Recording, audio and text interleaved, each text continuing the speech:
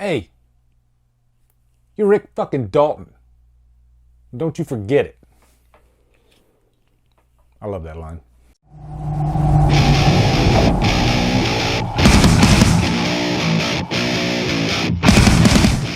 Once Upon a Time in Hollywood stars Brad Pitt, Leonardo DiCaprio, Margot Robbie, and is directed by the great Quentin Tarantino. What is up, guys? It's time to review a brand new Quentin Tarantino movie. And I always get excited when Tarantino puts out new movies because there's always the chance that they're not going to jive with me that well, you know? And there's the chance that they're going to be flat out freaking amazing, you know, like Pulp Fiction, like Inglourious Basterds. But I will say, out of all 9 movies that he has put out, they're Tarantino. And there is only one Quentin Tarantino. I could go back and watch all 9 of his movies and be completely happy because, like I said, there's nothing like them. You know, he really put a stamp on what he brought to the Hollywood game. And nobody could ever take that away from the guy. And Once Upon a Time in Hollywood is just that. It's still Tarantino goodness. And it's definitely not his worst. I will say that right now. But before I get into this, we just lost the great Rutger Hauer. And he turned in some of the greatest villain performances I think I've ever seen on film. John Ryder in The Hitcher, to me, is one of my favorite characters ever created. And I got my special t-shirt from Blade Runner with that beautiful line that he gives. And I miss Rutger Hauer. It's sad that he died, but we'll always have those performances that he left us with. And definitely check out Nighthawks. If you haven't seen Nighthawks with Stallone, he's great in that one too, actually. But we're here to talk about Once Upon a Time in Hollywood. First off, quick plot synopsis. Leonardo DiCaprio is our main character. He plays Rick Dalton. He is this actor, and he had this television series, and it was a big hit, and he did it for quite a few years. And then he got the big screen bug, and so he goes over to do films, but he kind of becomes typecast as the villain. And he starts having those actor insecurities because actors do have insecurities. So he starts struggling with that. And alongside him is his stunt double, Cliff Booth, played by Brad Pitt. This is a very different character. This is a very confident character. But more importantly, he is a near and dear friend to the end.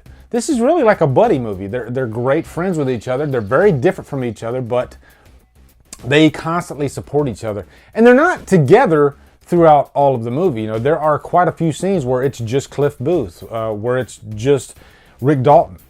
And everything is really entertaining along the way. But also this covers, and I was wondering how much it was going to cover, the whole Charles Manson, Sharon Tate murders. Because that is a moment in time that I've always been completely fascinated with. It is one of the most tragic crimes in American history. And so I was wondering how much, if any, of that was Quentin Tarantino gonna cover and be, historically accurate with it? Because this is Tarantino. We remember, Inglourious Basterds, Tarantino likes to take true moments in history and build a fictional story around them. And that's exactly what he did with this movie. I won't spoil anything. Actually, I will spoil some stuff later in the review, because I definitely want to talk about that last scene. That last scene is so freaking amazing. It might be one of my favorite last acts of 2019. So after the rating, I'll talk about that last scene and how it concerns the Sharon Tate murder. Because that's not a spoiler. If you don't know about the Sharon Tate murder, then you can research it and it's there. As a matter of fact, when I was leaving the theater, my son, he thought that Margot Robbie's character was kind of wasted in the movie. And I said, do you know about the story of Sharon Tate? And he didn't know about the murders. And that completely changed his whole dynamic of the movie. So I guess a lot of the younger generations, they don't really know about Sharon Tate and what happened to her. They probably know about Charles Manson. But, one thing I love about this movie is how it touches on Sharon Tate and it kind of approaches it from a different angle. But first off, the things that I really loved about this movie, that on-screen friendship between Leonardo DiCaprio and Brad Pitt, they really play off of each other so well. I really love how different they were, but how strong their friendship was. And the character Cliff Booth might be one of my favorite characters of the year. This was a character that was just so confident and so interesting. Even his backstory is interesting because he like murdered his wife. Or you know, it's assumed that he murdered his wife. There's this like big rumor that he murdered his wife, and they even show like a little flashback scene there, but they don't actually show if he actually murdered her or not. But there's a scene between him and Bruce Lee that was hilarious, yet so entertaining. It's one of those scenes where like if you believe in that hype of Bruce Lee, and I am one of those guys that believes in the hype of Bruce Lee, the guy was amazing. But they kind of knock him down a peg or two in the scene because they really want to showcase who Cliff Booth is as a character. He is really like a badass. He's like the ultimate badass, and he doesn't really give a crap about anything, except for Rick Dalton. He is such a loyal friend to Rick Dalton. And there's a few moments in the movie where Rick Dalton has to kind of push him to the side because, you know, that's just the nature of the Hollywood business, and sometimes you can't get the roles that you want to get for your friends. And, you know, Cliff Booth takes it all in stride, and he's just really cool about it. It's like, yeah, no problem, man. You know, no big deal. Nobody could play Cliff Booth, I think, better than Brad Pitt did. You know, he has this kind of like Southern swagger to him.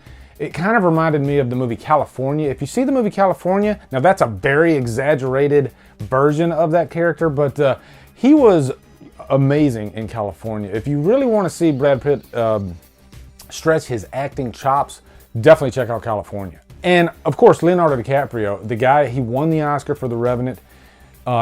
He really, you know, he earns his money. He shows up for work in this movie. He does a fantastic job. And one thing I like is this is a character that's very insecure. And so he has this like slight stutter throughout the movie, but he doesn't oversell it. I see a lot of actors that when they're taking on stuttering roles, they overdo it. And he does it in a way where there's not like this cadence to it, but it's just very sporadic and random. And, you know, it's believable. That's the most important thing. It's believable. But his performance in this is so good. There's this one scene between him and this little girl that I thought was very touching. And it is one of those scenes that kind of drags on a little bit. But, you know, I got the overall vibe of what Tarantino was trying to pull off in the scene, and I think it worked. Now, as far as Sharon Tate, without going into any spoilers, I love that Tarantino chose to focus on who she was as a human being, or just kind of touched on it. But there's this like one scene where she goes to a theater and she's watching one of her movies, and you know, she's just getting really giddy and happy. And I just thought that moment was very sincere, and it shined a light on how gentle of a person she was, and you know, how friendly and giving. And I like that, you know, Tarantino chose to do that, because most of the time, if you check out like documentaries and all this stuff about the Manson case, all they talk about really is her murder. They don't really talk about who she was as a person, or even as an actress. And so this movie chooses to kind of focus on that a little bit, and you come out of the movie liking Sharon Tate as a person. Now, as far as the Manson case, this does definitely touch on that. You do have this whole subplot of the Manson followers, and they have this whole camp, and Cliff Booth goes there because he's wanting to check on one of his old friends. They are some pretty intimidating people. You know, this is like a cult, and it's amazing what Manson was able to pull off, you know, to create this group of followers that would basically do anything for him. You know, he basically brainwashed these people. This is a Tarantino movie. It does have comedy in it, but it definitely does have those serious moments. It treats the subject matter with respect. And I will say the last act in this movie, it is intense as hell. And without going into any spoilers, you know, you do have some of the Manson followers, you know, going to the Tate house. It's really dark. And what follows will definitely be surprising because this is a Tarantino movie, but what I will say is the violence is so crazy and unexpected. And you'll know what I mean if you've seen the movie. Now, as far as any cons, yes, it is one of those Tarantino movies that does have some slow spots in the middle. But to me, I thought it was paced better than, say, like Hateful Eight, which I do really like Hateful Eight. There are some amazing moments in that movie, as there are in all Tarantino movies. But I think the back end of that movie really dragged and overstayed its welcome, and I started getting frustrated with it. Whereas this one, I think those moments are spaced out a little bit better, and so it's paced better.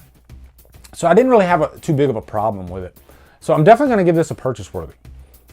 You know, it's a Tarantino movie that I will definitely add to my collection, and it's one of those that really stayed with me. I'm glad I waited a day to review it because I wanted to let it percolate, and today I've been thinking about the movie all day.